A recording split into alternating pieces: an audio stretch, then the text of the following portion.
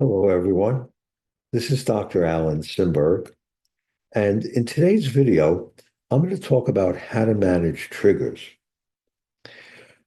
Triggers are any experiences that you might have that would trigger you wanting to either use a substance or engage in a behavior that you know is not really good for you. So the behavior would be something like gambling, maybe excessive shopping. So now the question becomes, how do you manage those triggers? Well, one way would be to seek advice or support. So maybe going to a 12-step meeting, maybe talking to a trusted friend or relative. Another way is to tell yourself that that craving that you're feeling is only temporary. And then you distract yourself.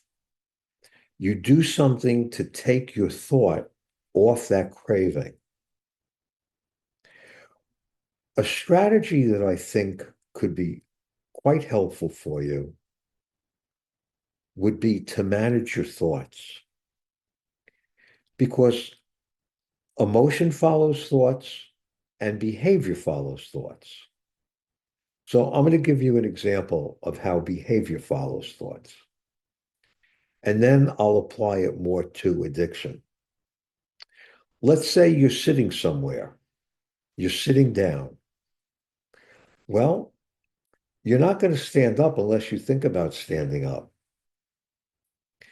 Now, how does the thinking apply to managing triggers related to addiction? The more you think about whatever it is, whether it be a substance or a behavior, the more that thought becomes intensified and the more likely you will act on it. So now the question becomes, well, how do I manage those thoughts? Well, there's an approach called cognitive behavioral therapy,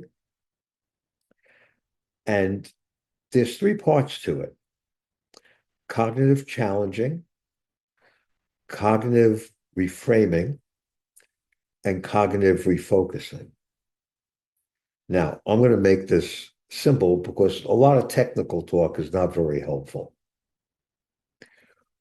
When you're thinking about either using a drug, drinking alcohol, or maybe going gambling, just for a moment or so, just think about what might be triggering that thought.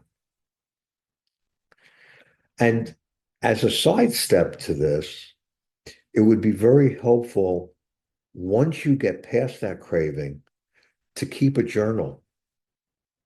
Keep a journal of what your triggers are and how you manage them so that whenever you're triggered in the future, you'll be able to go to that journal and remind yourself, if you need reminding, about how to manage that craving.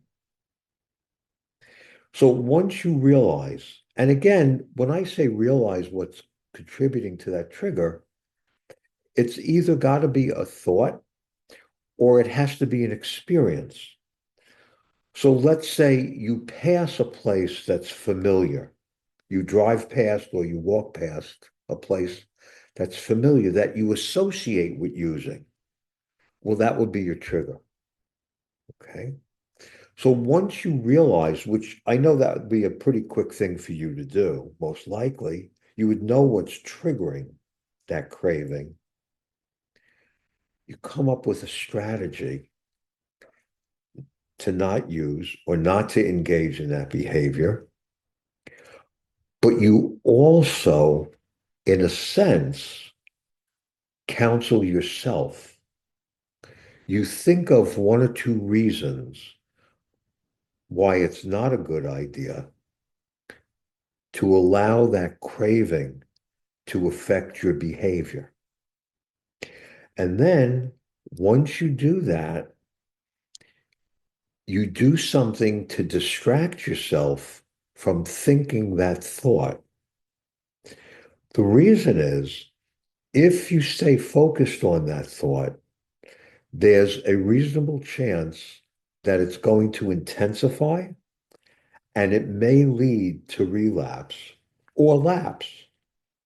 So, just to review, or maybe for anyone who's not familiar with those two terms, a lapse is a temporary, very short term return to either drinking, using drugs, or engaging in a behavior that's really not good for you. A relapse is an extended period of time when you return to any of those behaviors. So, part of what I want you to realize is that you are capable of managing the triggers and the cravings that it causes.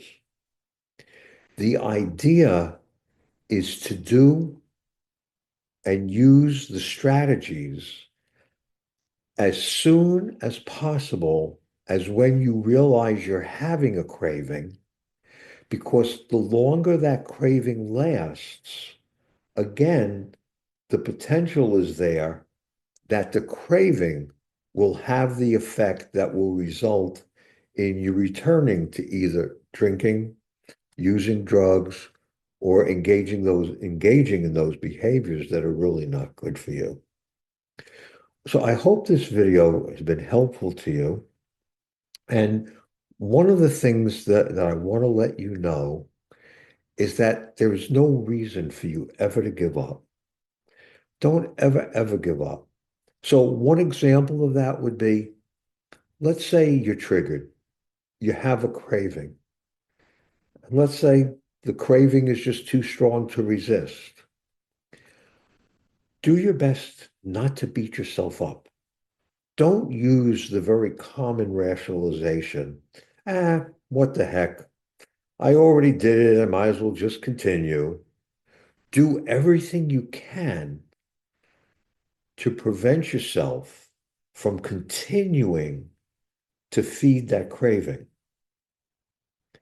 Go to a 12-step meeting, call a sponsor, maybe go to a smart recovery meeting if that's what you do, if that's the kind of meeting you've been going to. Do anything you can to get support and to manage your thoughts so that you can minimize the effect that that craving is having on you. In my next video, I'm going to be talking about relapse prevention in recovery.